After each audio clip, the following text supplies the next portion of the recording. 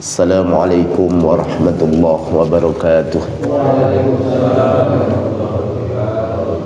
Innal hamdalillah nahmaduhu wa nasta'inuhu wa nastaghfiruh wa na'udzu billahi min shururi anfusina wa min sayyiati a'malina. May yahdihillahu fala mudilla lahu wa may yudlil fala hadiya lahu. Asyhadu an la ilaha illallah wahdahu la syarika lahu wa asyhadu anna Muhammadan 'abduhu wa rasuluh. Allahumma salli wa sallim ala habibina wa maulana Muhammadin sallallahu alaihi wasallam wa ala alihi wa ashabihi wa man tabi'ahum bi ihsanin ila yaumiddin. Subhanaka la ilma lana illa ma 'allamtana innaka antal alimul hakim.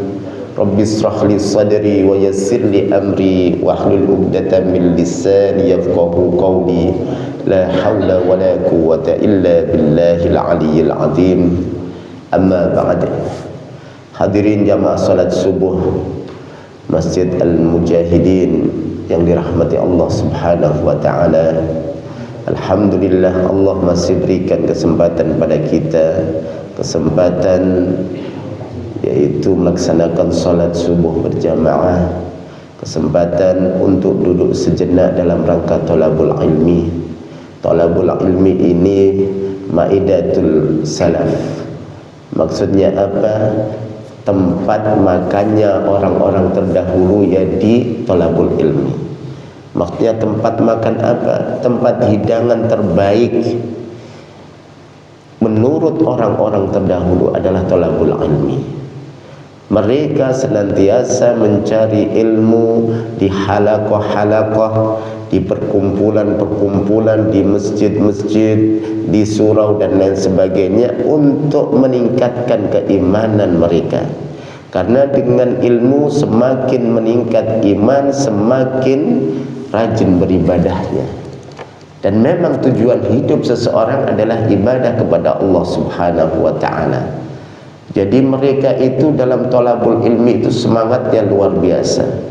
Hadirin yang dirahmati Allah Subhanahu wa taala, maka ketika kita ini semangat dalam thalabul ilmi, maka Allah berikan kesempatan kepada kita. Maksudnya Allah berikan kesempatan untuk thalabul ilmi ini janganlah disia-siakan. Hadirin yang dirahmati Allah Subhanahu wa taala, hendaklah seorang muslim terus bersyukur terhadap nikmat-nikmat yang telah diberikan kepada kita. Hendaklah seorang muslim terus mengabdikan dirinya untuk Allah Subhanahu wa taala. Hendaklah seorang muslim sabar dalam menapaki kehidupan ini. Kalau orang itu bisa syukur, orang itu bisa sabar, pasti jaminannya adalah surga Allah Subhanahu wa taala. Salawat serta salam tercurahkan kepada junjungan kita Nabi besar Muhammad sallallahu alaihi wasallam, keluarganya, para sahabat-sahabatnya dan para pengikutnya sampai hari akhir nanti. Alhamdulillah saya kondisinya sehat. Malam itu enak. Udah enak, maksudnya kondisi sehat. Pagi jam 2:30 ya, habis buang air besar. Ya, kenapa ini? Semalam dari kondangan sampai 9:30, terus kondisi biasa, badan biasa. Pagi 2:30 mules, ke kamar mandi, ya 3 kali udah lemes saja. Terus minum obat Oralit, alhamdulillah sembuh. Ya, kurang lebih jam berapa tadi? 2:30 sampai jam 3:30. Terus itu minum Oralit. Ciri saya ini kalau diare udah nggak bisa apa-apa, tapi saya langsung doping obat. Alhamdulillah agak segeran tadi. Waduh, nggak bisa ngaji, sudah bilang Pak Eko sudah hadir tadi. Baik hadirin yang dirahmati Allah, intinya Allah masih berikan kepada saya kesehatan, alhamdulillah. Hadirin yang dirahmati Allah Subhanahu wa taala, Pak Zamrud mana Pak Zamrud? Hah? Oh, ngajar. Rumahnya mana Pak Zamrud? Oh, bapaknya Aisyah itu. Bukan. Oh iya, bapaknya Aisyah. Oh, iya. Pas bertanya tentang warisan, saya nggak lupa jawab. Terus habis itu Ustaz sudah dapat jawaban, astagfirullahaladzim, pas saya sibuk lupa nggak jawab kemarin. Terus ini semoga diberikan kesehatan semuanya, amin. Babul adzan, bab kita adalah bab adzan. Adzan itu apa dan kapan dimulainya dan apa manfaatnya dan siapa yang berkumandang adzan pahalanya apa, ini disebutkan. Adzan itu al-i'lamu bidukhuli waqti shalah bi alfadhin makhsusah. Jadi yang namanya adzan itu pemberitahuan masuknya waktu sholat dengan lafaz-lafaz khusus.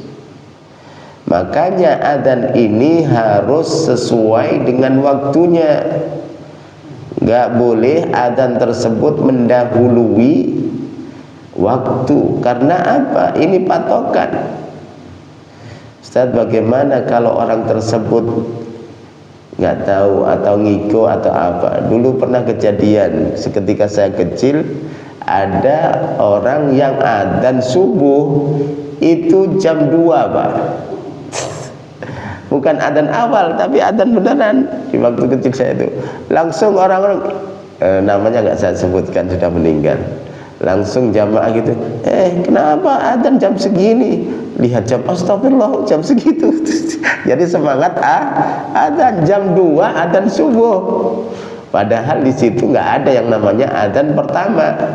Jadi adzan subuh ya adzan itu. Tiba-tiba jam 2 orang pada melihat, ya Allah, sudah sudah subuh, dilihat jam lagi, yang benar ini.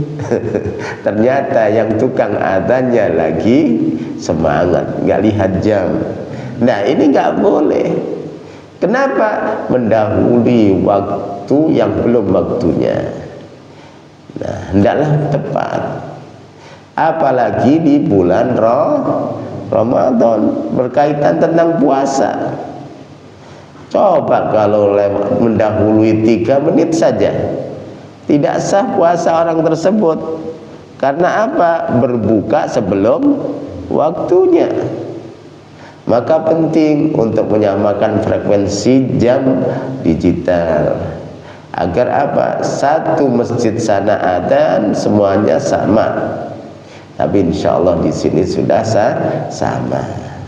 Jadi adzan ini tujuannya adalah memberitahukan bahwa waktu sholat sudah tiba. Ustaz, mana yang lebih baik, tepat waktu atau agak diundurkan? Tepat waktu. Ya, kalau diundurkan 5 menit, sana sudah adzan, sini belum adzan. Biasanya jamaah itu mencari yang dulu adzannya, malah sepi kalau diundurkan. Maka yang tepat adalah, yang bagus adalah yang tepat waktunya. Baik, itu terkait tentang waktu masuknya sholat. Terus bi alfadhin makhsusah, dengan lafaz-lafaz khusus, nggak boleh ditambah-tambahin dalam adzan. Allahu akbar, Allahu akbar, Allah, nggak boleh.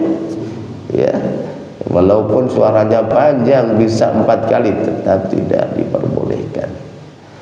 Hadirin yang dirahmati Allah Subhanahu wa taala, dan di dalam doa-doa tersebut itu mengandung banyak manfaat atau keilmuan di dalam doa, di dalam adzan tersebut. Allahu akbar menunjukkan bahwa Allah itu maha besar, Allah itu maha agung. Itulah sifat Allah Subhanahu wa ta'ala. Maka kita, atasan kita, presiden kita, semuanya adalah kecil kecuali orang yang taat kepada Allah Subhanahu wa ta'ala. Jadi seorang muslim itu hendaklah mengagungkan Allah Subhanahu wa ta'ala sebesar-besarnya. Terus juga di situ syahadat, asyhadu an la ilaha illallah. Syahadat menunjukkan bahwa setiap orang yang adzan tadi ikrar bahwa tidak ada Tuhan yang berhak disembah kecuali Allah. Wa asyhadu anna Muhammadar Rasulullah, dan saya bersaksi bahwa Muhammad yaitu utusan Allah. Jadi di dalam kalimat adzan itu kalimat yang indah. Pertama, mengagungkan Allah. Kedua, ikrar kita bahwa tidak ada yang berhak disembah kecuali Allah. Maka ketika kita berangkat ke masjid untuk melaksanakan perintah Allah salat 5 waktu, niatkan bahwa ini karena Allah, tidak karena yang lainnya, karena tidak ada yang berhak disembah kecuali Allah Subhanahu wa ta'ala. Wa idharu syi'airil Islam, dan juga fungsi adzan menunjukkan syiar Islam.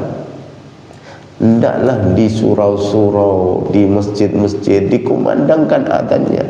Alhamdulillah Pak, sekarang ini dengan berkat dakwah di mana-mana, di kampung-kampung pun dikumandangkan adzan. Kalau dulu saya masih kecil, ingat itu adzan hanya maghrib, isya, subuh. Ingat ya? Iya. Zuhur, asar nggak ada kumandang adzan. Karena apa? Nggak ada yang sholat jamaah. Padahal itu penting. Jadi dimunculkan syiar. Saya masih ingat itu. Zuhur, asar nggak ada adzan. Alasannya apa? Pada bekerja, anak-anak pada sekolah. Nggak mungkin ibu-ibu adzan. Masih di sawah, betul. Masih di sawah. Padahal kalau dikumandangkan adzan juga banyak yang datang, karena belum terbiasa aja. Alhamdulillah sekarang itu kumandang, yang dulunya masjid atau musola atau surau nggak dikumandangkan adzan, sekarang dikumandangkan adzan 5 waktu. Dan ini bagus syiar. Dan saya ingat cerita dulu. Ini cerita dari guru saya, rahimahullah, sudah meninggal. Dulu Pak, pas pada tahun berapa itu, Surabaya itu mau dijadikan lautan api, dibombardir oleh tentara siapa? Gurkha ya? Nika. Nah, Gurkha itu tentara Palestina, Pakistan. Itu mau diajak gabung tentara Pakistan itu. Untuk apa? Ke Surabaya juga, menghancurkan Surabaya. Tapi berkat dengan adzan, suara dengar adzan. Nah, ini kok ada adzan, ini orang muslim ini nggak jadi gabung. Tentara Gurkha saya ingat ini. Jadi tentara Gurkha itu tentara Pakistan atau India, Pakistan kalau nggak salah. Itu mau diajak gabung untuk memerangi Surabaya 10 November, hari pahlawan. Nah, disitulah melihat, oh yang ditewaskan Malabi, Jenderal Malabi kan yang di Surabaya itu. Nah, di situ kata guru saya itu mau gabung, tapi setelah mendengar ada adzan ternyata nggak jadi Pak. Itu manfaat adzan diantaranya. Ternyata banyak orang muslim di sana, nggak jadi di Surabaya. Itu manfaat adzan. Jadi syiar Islam. Jadi syiar itu penting. Ya, jangan sampai saya malu. Saya nanti takut nggak ikhlas. Ikhlas nggak ikhlas itu urusan hati kita. Tapi syiar ini penting. Kita syiarkan tentang kurban, kita syiarkan tentang ibadah sholat Idul Adha, kita syiarkan, kita ramaikan. Hadirin yang dirahmati Allah Subhanahu wa ta'ala, apalagi terkait tentang adzan, kita syiarkan, Masya Allah, berkumandang setiap waktu di dunia ini Pak. Adzan terus berputar, nggak ada sedetik pun nggak adzan. Coba dari Surabaya adzan, berangkat ke barat adzan terus, Kan matahari berjalan, belum selesai adzan sini, adzan sini, adzan sini, jelas 24 jam itu adzan berputar. Karena dimanapun itu Islam ada. Hadirin yang dirahmati Allah Subhanahu wa ta'ala, wa huwa wajibun aw mandubun. Bagaimana hukum adzan? Adzan itu wajib atau mandub atau sunnah? Qala al-Qurtubi wa ghairuhu al-adzan ala qillati al-fadhi mustamin ala masail al-aqidah li'annahu bada'a bil akbariyah wa hiya tatadammanu wujudullah wa kamalihi thumma thana bit tauhid wa nafi as-syarik thumma bi isbati risalah Muhammadin thumma da'a ila ta'al makhsus aqib asy-syahadi annaha la ta'rifu illa min haqqiha ar-rasul thumma da'a ila al-falah wa huwa al-falah wa fi al-isyara ila al-ma'ad lam a'ada ma'ada taukidan. Jadi kalau kita lihat dari buku ini, dari fiqh sunnah, bahwa adzan itu pertama menunjukkan sifat akbariyah, kebesaran Allah Subhanahu wa ta'ala, lalu kesaksian kita, ikrar kita akan Allah Subhanahu wa ta'ala, Allah yang maha agung, satu-satunya yang berhak disembah. Terus juga ikrar tentang bahwa Nabi Muhammad adalah utusan Allah. Selanjutnya mengajak kita kepada ibadah, yaitu salat. Akbarul ibadah, a'dhamul ibadah. Ibadah yang paling besar adalah salat. Ibadah yang paling tinggi pahalanya adalah salat.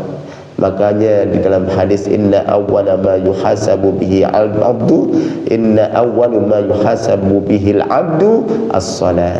Yang pertama kali dihisab itu salat kita. Maka hendaklah perhatikan salat ini. Ketika ada panggilan azan, hendaklah datangi ke masjid tersebut, kecuali dalam kondisi sakit, kecuali dalam kondisi tidak bisa jalan. Kalau masih diberikan kesehatan, badan sehat, hendaklah datangi. Agar apa? Agar Allah nanti ketika kita berkumpul di padang mahsyar juga Allah perhatikan kita. Ihfadillah yahfadka, jagalah Allah, Allah akan jaga kita.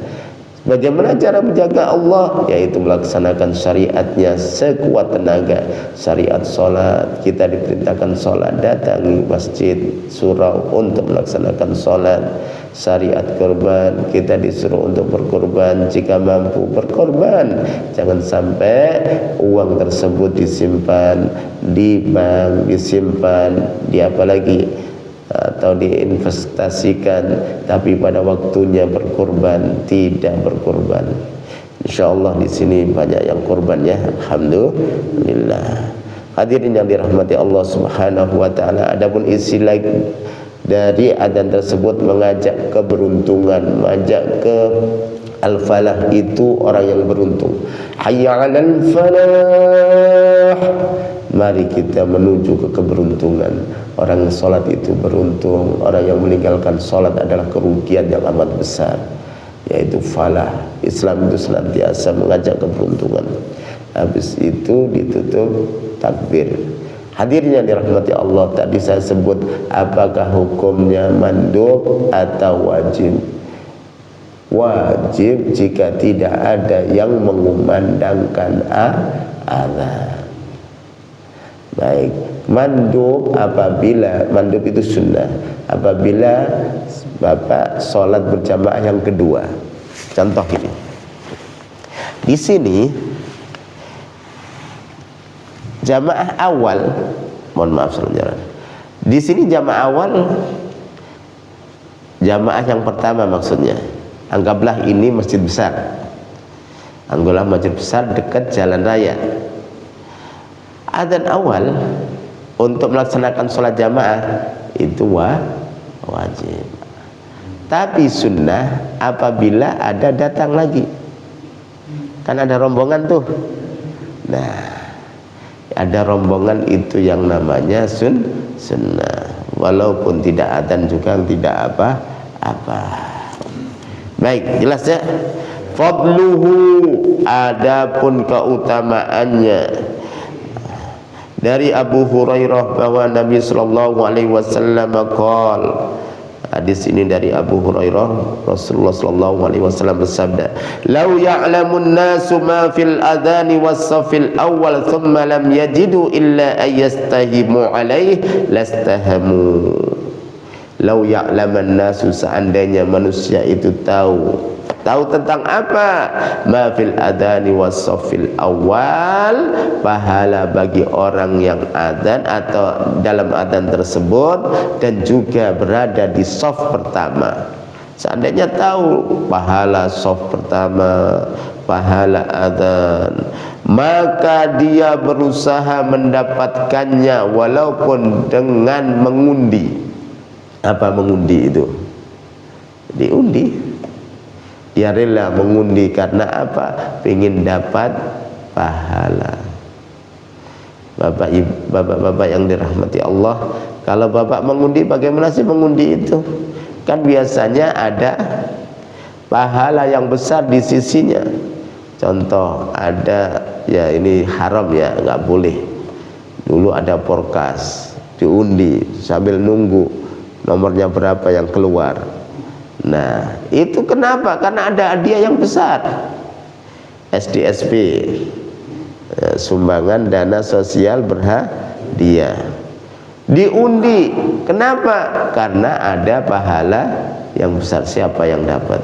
Nah, sholat di shaf pertama dan adzan itu banyak pahalanya, sampai-sampai kalau nggak dapat mereka rela untuk antri mengundi karena besarnya. Walau ya'lamuna ma fit tahjil lastabaku ilaih, walau ya'lamuna ma fil udmah was subah la atauhuma walau habban. Masyaallah, hadis ini masyaallah.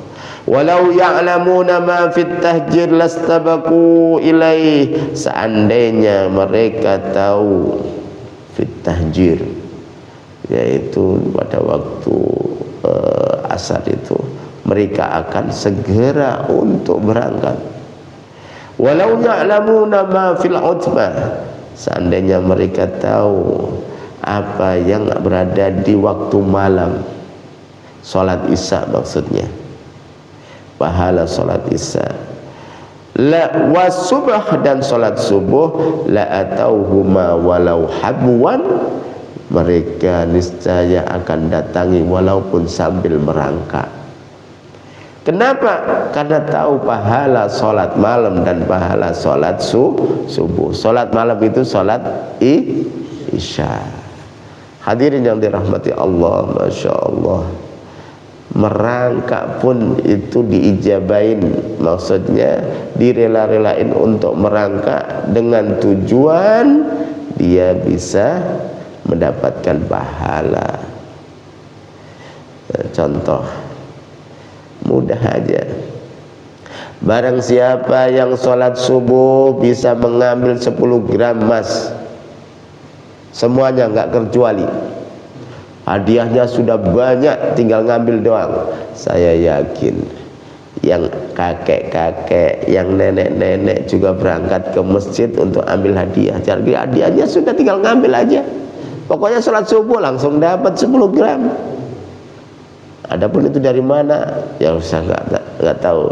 Seandainya itu, pasti saya yakin masjid sebesar ini pasti penuh, ya muat, bisa ke jalan-jalan sana.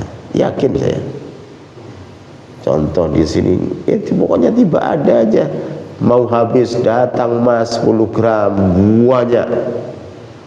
Saya yakin Zamrud pun kesini, Zamrud pun kesini, Mustika Jaya juga kesini. Kenapa? Karena ada hadiah yang langsung kelihatan. Nah, yang nggak kelihatan ini membutuhkan iman. Orang yang beriman akan yakin akan janji Allah, dia datang walaupun tidak dapat langsung. Itu hanya nanti di akhirat. Dia datang karena yakin pahala sholat isya berjamaah, pahala sholat subuh berjamaah, dia datang untuk mendapatkan pahala tersebut. Wa an Muawiyah, dari Muawiyah anna Nabiy sallallahu alaihi wasallam innal muadzinin atwalan nasi a'naqan yaumal qiyamah. Dari Muawiyah bahwa Nabi sallallahu alaihi wasallam bersabda, sesungguhnya para muadzin itu nanti lehernya itu panjang-panjang. Ustaz, jelek dong panjang. Ya, artinya ini kiasan, indah, panjang lehernya nanti bagi muadzin. Muadzin itu orang yang adzan, yang mengumandangkan bahwa waktu sholat sudah tiba. Hadirin yang dirahmati Allah, Allah akan balas dengan pahala adzannya nanti menjadikan lehernya panjang. Bukan hidungnya yang mancung, tahu mancung ya, tidak, tapi lehernya panjang. Wa 'anil Barra ibn Azib, dari Barra bin Azib, anna Nabiy sallallahu alaihi wasallam qala, bahwa Nabi sallallahu alaihi wasallam bersabda, innallaha wa malaikatahu yusalluna 'ala safil muqaddam, sesungguhnya para malaikat, innallaha, sesungguhnya Allah, wa malaikatahu, dan para malaikat-malaikatnya, yusalluna. Nah, ini Pak, saya jelaskan secara perlahan. Kalau kita sholat, usolli, ya, kita sholat kan usolli, berarti kita minta pada Allah. Sholat itu artinya doa. Kita melaksudkan sholat kepada Allah. Tapi kalau Allah sholat kepada orang yang di saf awal, malaikat sholat pada saf awal, maksudnya bukan sholat. Kan kita sering innallaha wa malaikatahu yusalluna 'alan nabi, Allah dan para malaikatnya sholat kepada Nabi. Nah, maksud daripada yusalluna sini salawat adalah mendoa, bukan mendoakan, memberikan keberkahan. Dan malaikat mendoakan. Nah, kalau kita sholat, kita salawat kepada Rasul, berarti kita mendoakan Rasulullah. Tapi kalau Allah bersolawat kepada siapa? Rasulullah, berarti apa? Memberikan keberkahan. Semoga Allah dan para malaikat, Allah dulu memberikan keberkahan dan para malaikat juga. Hadirin yang dirahmati Allah subhanahu wa ta'ala, biar tidak simpang siur dalam memahami. Mungkin ada orang yang tanya, maksudnya gimana ini? Kita salawat kepada Rasulullah, sedangkan Allah salawat kepada Rasulullah, maksudnya gimana? Kalau kita salawat kepada Rasulullah, berarti kita mendoakan Rasulullah. Kalau Allah salawat kepada Rasulullah, bukan berarti Allah mendoakan Rasulullah. Lah, Allah mendoakan Rasulullah kepada siapa? Masa kepada Allah Muhammad? Ya, berarti ketika Allah bersolawat, artinya maknanya Allah memberikan keberkahan. Kepada siapa? Kepada Rasulullah. Hadirin yang dirahmati Allah subhanahu wa ta'ala, Allah dan para malaikatnya itu memberikan keberkahan pada orang yang duduk di shaf pertama. Maksudnya sholat di shaf pertama. Wal muadzin yughfaru lahu ala sautihi wa yusaddiquhu man sami'ahu min rabbin wa yabis. Masya Allah, Pak. Ini hadisnya.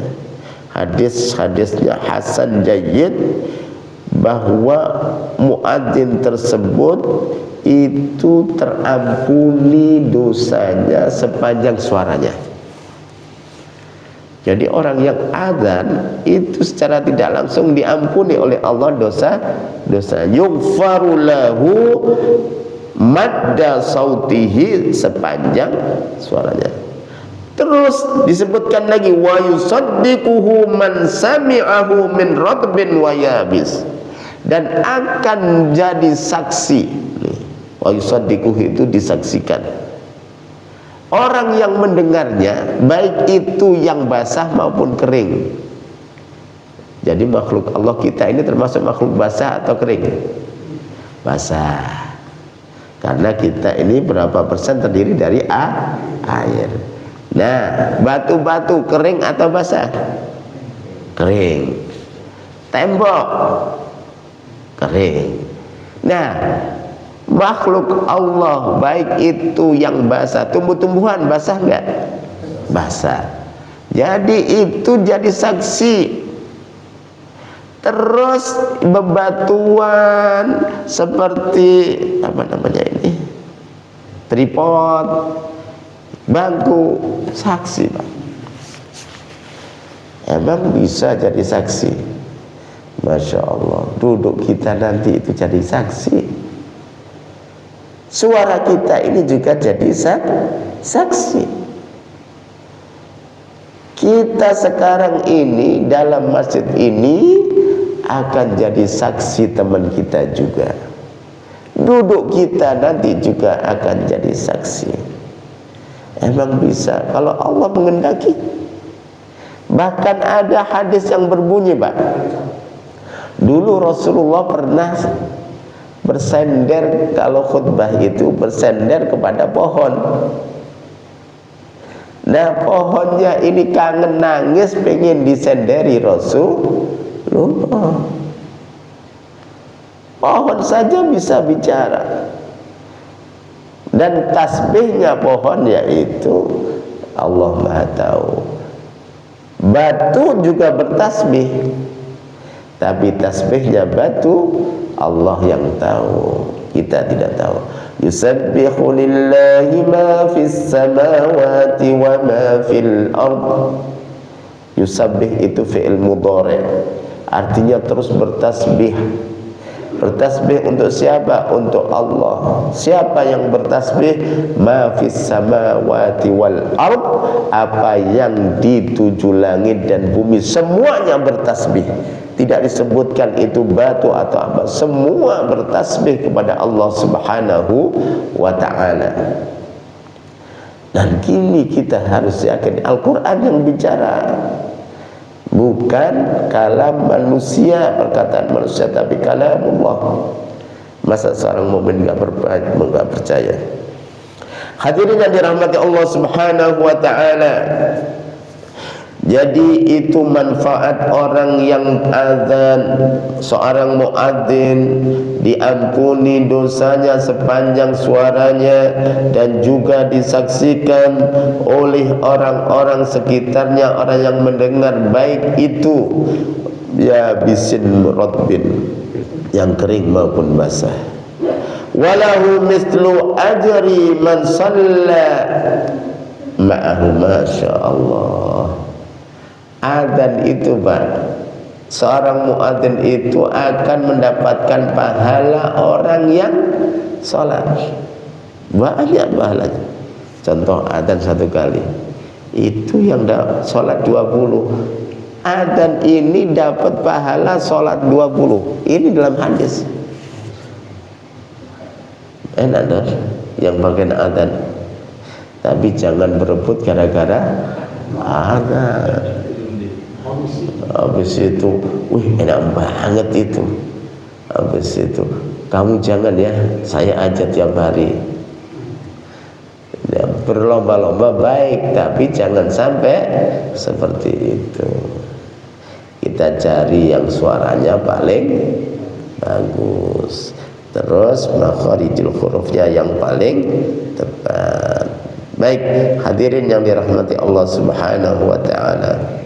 Wa an Abi Darda qala, dari Abu Darda berkata, sami'tu Rasulullah sallallahu alaihi wasallam yaqul, saya mendengar Rasulullah sallallahu alaihi wasallam bersabda, ma min thalathatin la yu'dhanuna wa la tuqamu fihimus shalah illa istahwadha alaihimus syaitan. Masyaallah. Ini wording dari Rasulullah sallallahu alaihi wasallam. Ma min thalathatin, apabila berkumpul 3 orang tidak dikumandangkan adzan, contoh berangkat camping atau hiking ke gunung, apa kalau jalan ke gunung namanya apa, hiking ya,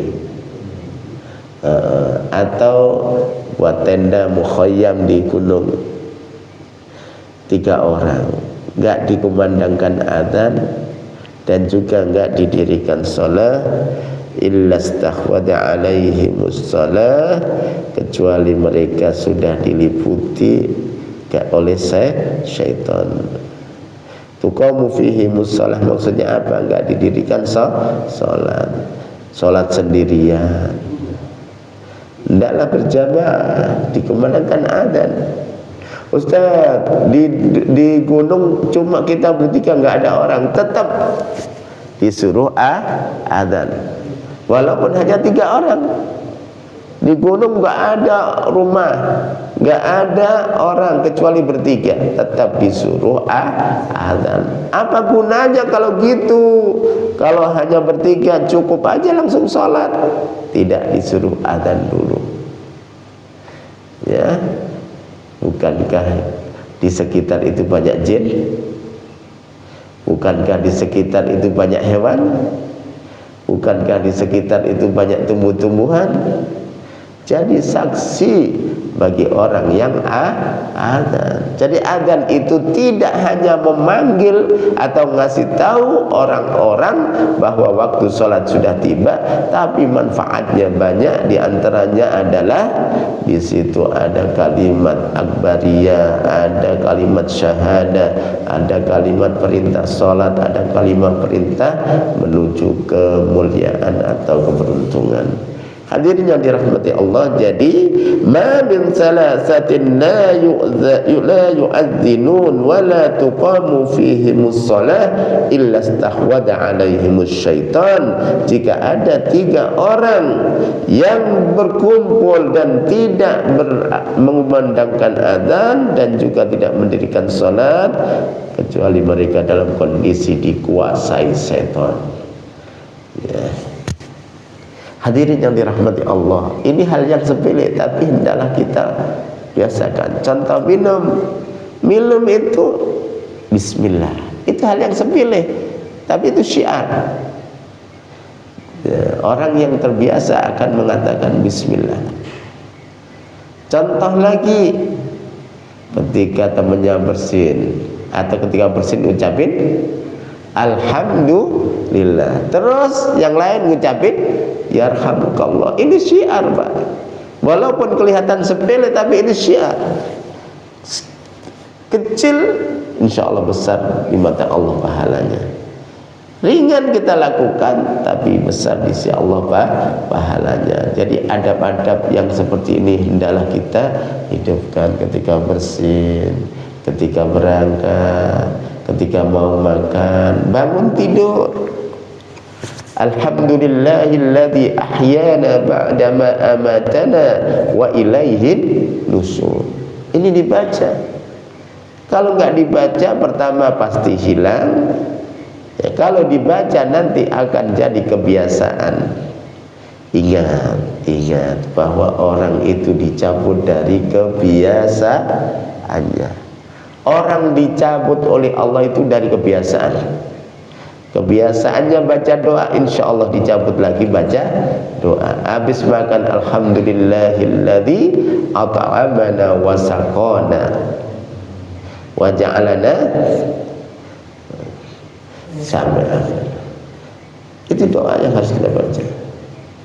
Alhamdulillahilladzi at'amana wa saqana wa ja'alana minal muslimin.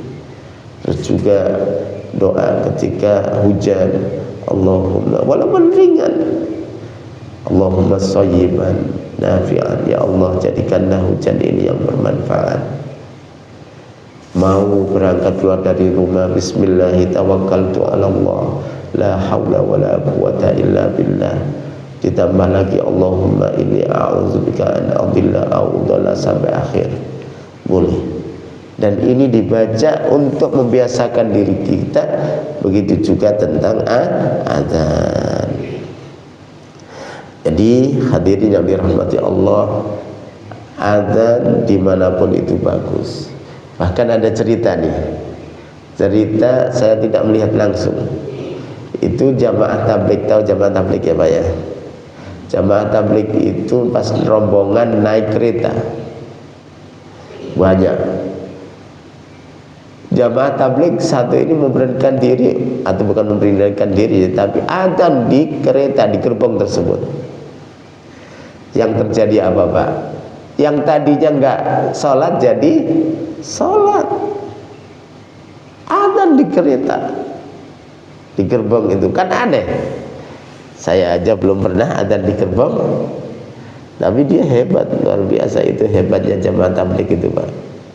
Dia adzan di kerumunan gitu, yang lain yang ikuti, tadinya enggak, ya biasanya kan salat sendirian, itu jadi salat berjamaah sebisa mungkin dalam satu gerbong. Itu manfaat dikumandangkan adzan. Dan hendaklah ada seseorang yang memulai itu untuk kebaikan. Insya Allah kalau orang itu memulai kebaikan, tidak akan dihinakan oleh Allah Subhanahu wa ta'ala. Wa an Abi Hurairah qala Rasulullah sallallahu alaihi wasallam qala Rasulullah sallallahu alaihi wasallam, baginda Rasulullah sallallahu alaihi wasallam bersabda, al imamu dhamin wal muadzinu mu'tamin, Allahumma arsyidil a'immah waghfir lil muadzinin. Imam itu dhamin itu yang menjamin. Jadi ketika Bapak sholat berjamaah, udah enak Pak, sholat berjamaah itu ya tergantung imamnya mau kemana. Ya, itu enaknya sholat berjamaah. Yang menanggung sholat kita itu adalah imam. Makanya dalam pemilihan imam itu pertama, aqra'uhum li kitabillah, orang yang menguasai kitab Allah, yang faham. Ya. Habis itu yang paham dengan sunnah. Kok sunnahnya sama? Yang duluan hijrah. Maksudnya kalau dulu hijrah sama Rasulullah, sekarang nggak ada hijrah, maka yang paling duluan umur. Jadi seperti itu untuk mencari imam. Ada tahapan-tahapan. Pertama, aqra'uhum li kitabillah, orang yang paling faham tentang kitab Allah. Begitu juga ketika sholat, kan ini menanggung jamaah semuanya, maka cari yang lebih bagus. Baik, wal mu'tamin wal mu'adzin mu'tamin. Baik, ada pertanyaan dari sini? Fadal, silakan.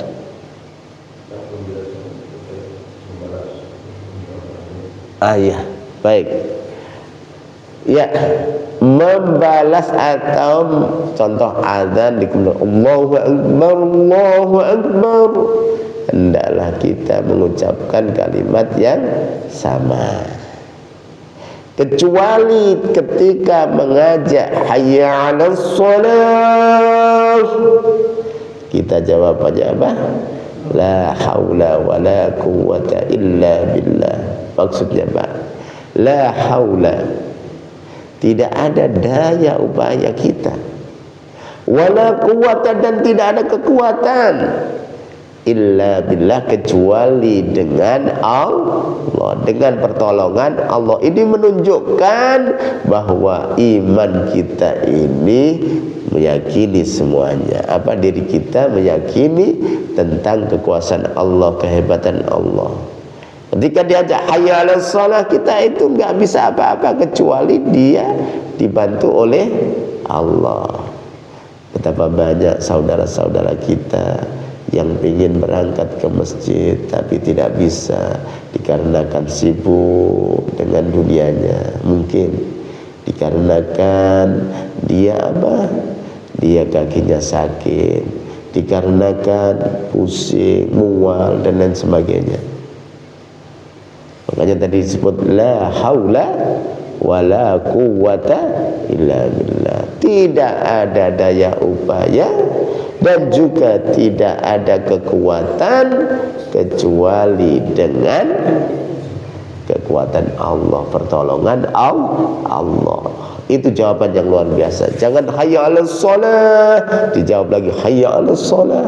Justru kita ngajak salat, yaitu kita jawab la haula wala quwwata illa billah. Terus selanjutnya sampai akhir hayya 'alas falah dijawab la haula. Kalau Allahu Akbar sama. Ini cara menjawab adzan. Bagaimana hukumnya, kan? Hukumnya kalau dilihat dari ancamannya luar biasa, Pak. Orang yang nggak dengerin akan disiram apa? Timah. Telinganya dicor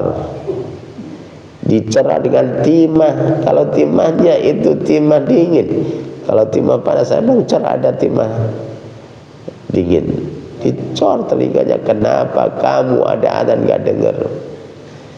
Saya ini, anak kecil saya ini, Masya Allah, kalau ada adzan itu sampai abinya atau saya lupa ngajak ngobrol pasti gini, Masya Allah, diingatkan yang kecil ini. Jadi setiap adzan lagi pokoknya ngomong pakai isyarat. Saya mau izin berangkat tabiyah sampai gitu, karena adzan. Hendaklah ketika adzan itu terdiam dan mendengarkan adzan. Nah, Masya Allah, saya bersyukur sering diingetin kadang-kadang, nak berangkat tapi ke masjid. Jadi diingetin bahwa lagi adzan. Masya Allah. Hadirin yang dirahmati Allah Subhanahu wa ta'ala, bagaimana hukumnya kalau dilihat dari itu? Memang luar biasa siksanya, dicor telinganya. Tapi apakah hukumnya wajib menjawab adzan? Apakah hukumnya kalau nggak jawab, apakah dosa? Terjadi perbedaan pendapat lagi. Tapi cenderung ke sunnah, tapi itu yang dikuatkan. Tapi kalau nggak ngapa-ngapain, ya dengerin adzan, lalu jawab. Baik, seperti itu. Ada pertanyaan lagi? Kalau adzannya banyak, yang jauh, yang paling dekat. Iya. Yang paling dekat, ya di mana kita berada. Yang paling dekat, dan saat ini kan dekat-dekat, yang paling duluan. Kan dekat-dekat nih, sini Bapak contoh itu kan dekat At-Taqwa juga kan, suaranya malah lebih kenceng sana. Nah, yang duluan aja. Kalau yang dekat ini nggak dengar contoh seandainya gitu. Monggo.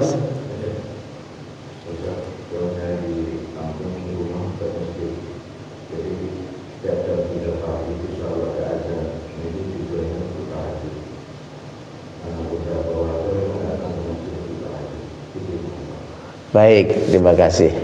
Sebenarnya zaman Rasulullah SAW itu kalau pagi itu ada dua adzan. Satu adzan pertama biasanya 1 jam sebelumnya.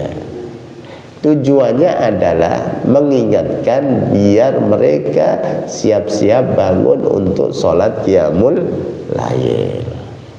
Adzan yang kedua itu menandakan waktu sholat subuh tiba. Ya, itu zaman dulu, tapi sekarang sudah sunnah. Maksudnya ada juga sebagian masjid melaksanakan seperti itu, tapi banyak yang juga tidak melaksanakan. Dan itu sunnah, bagus kalau disepakati. Ya, adzan pertama, tapi harus istiqomah. Jangan sampai 1 minggu berhenti, udah nggak ada orangnya, udah biarin berhenti. Wah, nggak istiqomah. Yang lain baru nunggu-nunggu. Kadang orang itu dengar lalu sholat di rumah, kan dapat pahala. Jangan sampai lihat di masjidnya nggak ada orang yang datang, udah nggak usah lah. Saya teriak-teriak adzan ternyata nggak ada. Jangan putus asa. Ya. Jadi tujuannya untuk adzan pertama itu mengingatkan siap-siap sholat subuh, kalau toh ada waktu sholat qiyamul lail, dan itu bagus. Baik, ada pertanyaan lagi? Ya, monggo.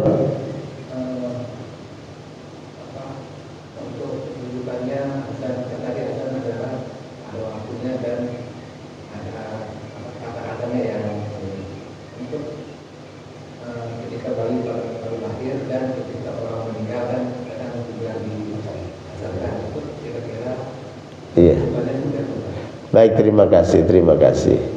Adzan di telinga anak yang baru lahir itu dilakukan oleh pertama yaitu Rasulullah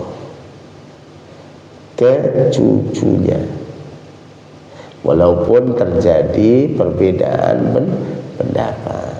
Oh, ini hadisnya dhaif dan lain sebagainya. Tapi banyak riwayat dhaif. Kalau banyak jadi nguat hasan li ghairi. Jadi dhaif ini lemah.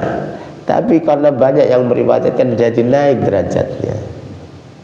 Hasan li ghairi, dan ini boleh buat hujjah. Jadi bagi orang yang ngadanin anaknya, ya silakan saja, karena pertama kali dia dengar adalah kalamullah. Adzan itu kan kalam Allahu Akbar, kalimat thayyibah. Terus syahadat, disuruh ngajak kepada sholat, ngajak kepada keberuntungan, kalimat bagus. Nah, itu bagus. Terus bagaimana tentang talqin? Ini panjang pembahasannya tentang adzan. Kenapa ada sebagian yang mengadzani adzan? Karena dalam hadis ada berbunyi lakinu mautakum, talqin mayat-mayat kalian. Nah, dari hadis tersebut mereka buat landasan bahwa orang yang meninggal itu mendengar tapi tidak bisa jawab. Kalau bisa jawab bapak lari, bahkan bilang, lah ini belum meninggal, ini dengar. Buktinya apa? Ada hadis yang sahih, ketika jenazah sudah ditaruh di liang lahat, ditutup, Pak. Itulah kita nanti. Rumah yang sempit, nggak ada 2 meter, dan juga lebarnya nggak ada 1 meter. Itu kita nanti akan berada di situ, ditutupi dengan kain kafan.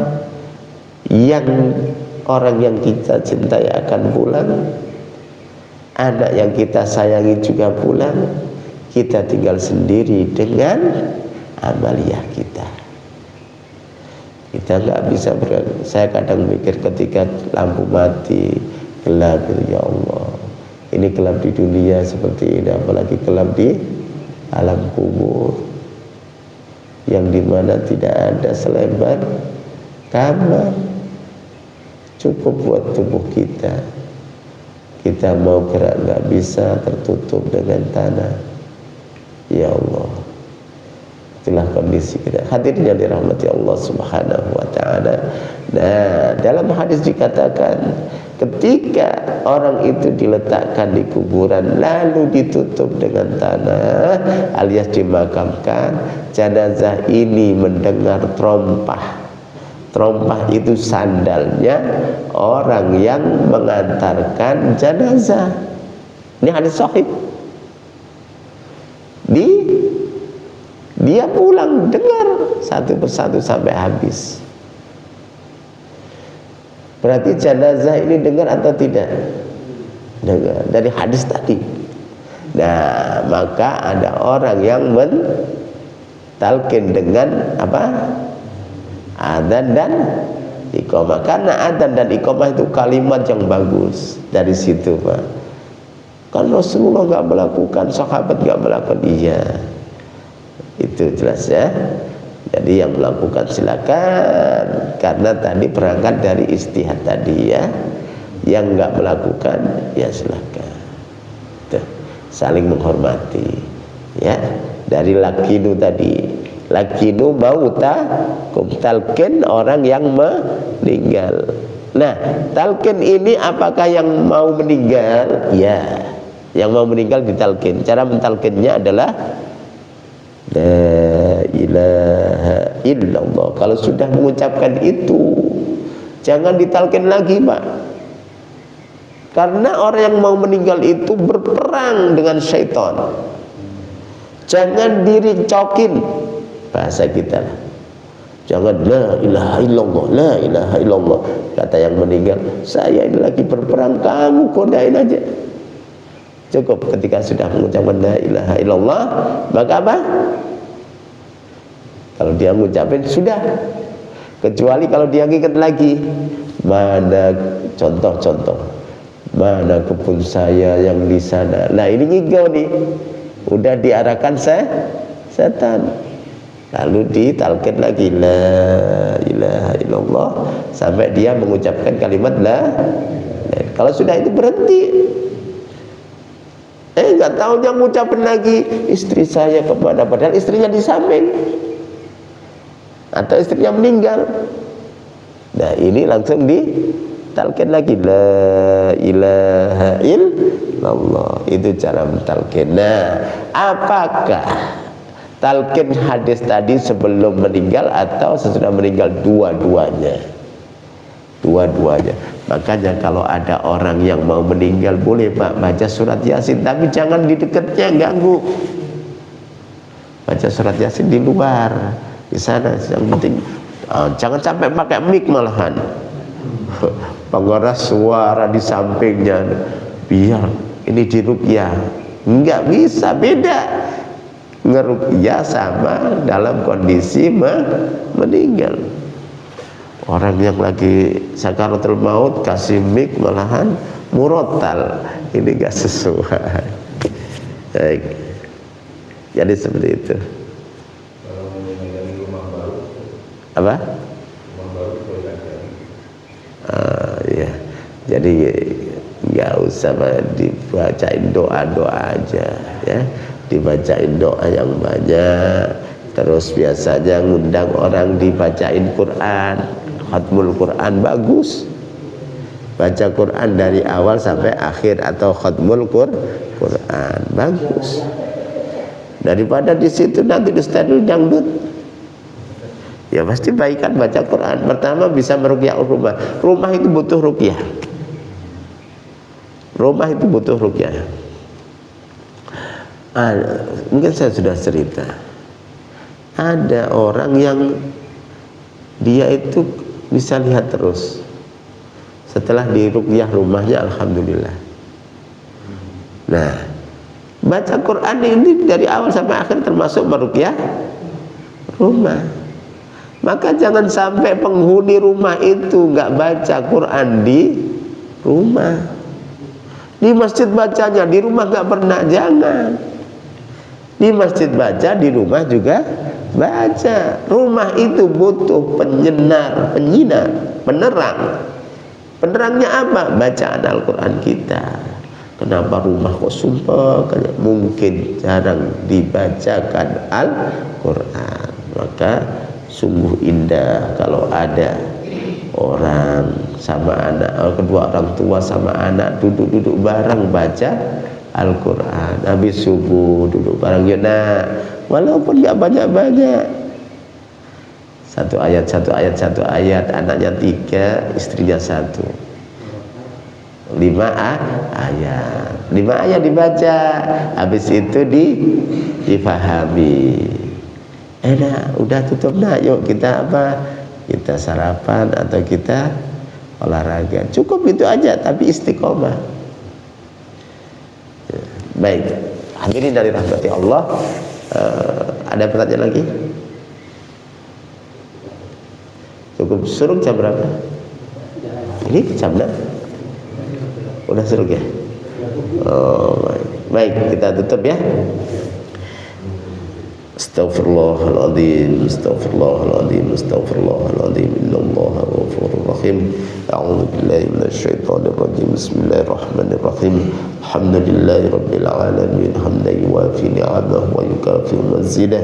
Ya rabbana lakal hamdu kama yanbaghi li jalali wajhika wa 'azimi sultanik. Allahumma shalli ala Muhammad wa ala alihi wa sahbihi ajma'in. Allahumma ighfir lana dhunubana لنا ولوالدينا وارحمهم كما ربونا صغارا. اللهم اغفر للمسلمين والمسلمات والمؤمنين والمؤمنات الأحياء منهم والأموات. اللهم أعنا على ذكرك وشكرك وحسن عبادتك. اللهم إنا نسألك سلامة في الدين وعافية في الجسد وزيادة في العلم وبركة في الرزق وتوبة قبل الموت ورحمة عند الموت ومغفرة بعد الموت. ربنا لا تدع لنا ذنبا إلا غفرته ولا هما إلا فرجته ولا دينا إلا قضيته ولا حاجة من حوائج الدنيا والآخرة إلا قضيتها يا أرحم الراحمين. اللهم اجعلنا للمتقين إماما. اللهم ربنا ظلمنا أنفسنا وإن لم تغفر لنا وترحمنا لنكونن من الخاسرين. ربنا آتنا في الدنيا حسنة وفي الآخرة حسنة وقنا عذاب النار. وصلى الله على سيدنا محمد وعلى آله وصحبه وسلم. سبحان ربك رب العزة عما يصفون وسلام على المرسلين. الحمد لله رب العالمين. الفاتحة.